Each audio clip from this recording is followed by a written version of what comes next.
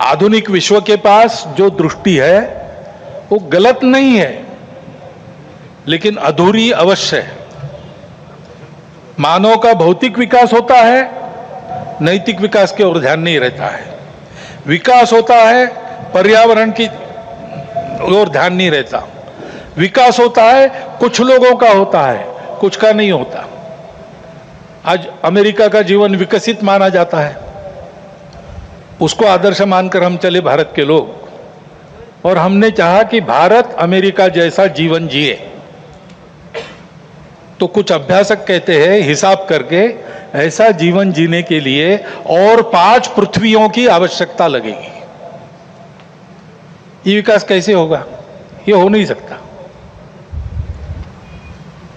प्रगति के साथ साथ इसी के कारण नई नई समस्याओं को हम झेल रहे, जो प्राण संकट बन रही है।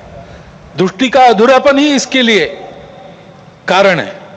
हमारी दृष्टि है, हमारी दृष्टि भौतिक विकास के साथ साथ मन, बुद्धि और आध्यात्मिकता का विकास कर सकती है, करती है। व्यक्ति के साथ साथ मानव समूह और सृष्टि का भी विकास साधने वाली हमारी दृष्टि है। मनुष्य की आवश्यकताओं, इच्छाओं के अनुरूप आर्थिक स्थिति, इच्छा पूर्ति हो सबकी, ऐसी व्यवस्था, उसके साथ साथ ही समूह के प्रति और सृष्टि के प्रति कर्तव्य बुद्धि और अपनेपन का साक्षात्कार व्यक्तियों में जगाने की शक्ति हमारी इस दृष्टि में है।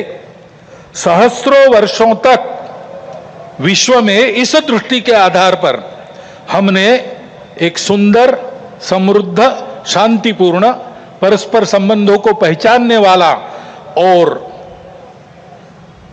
मनुष्य और सृष्टि का, मनुष्य और समूह का सहयोगी जीवन ऐसे प्रस्थापित किया था। आज विश्व के आवश्यकताओं की पूर्ति करते हुए उनकी समस्याओं का निराश करने का शाश्वत निदान देने वाली एक नई रचना को विश्व आवश्यक मान रहा है, भारत से अपेक्षा कर रहे हैं, और नियति शायद यही कार्य हम भारतवासियों से चाहती है कि हम अपने उदाहरण से विश्व को एक नया ऐसा रास्ता दें।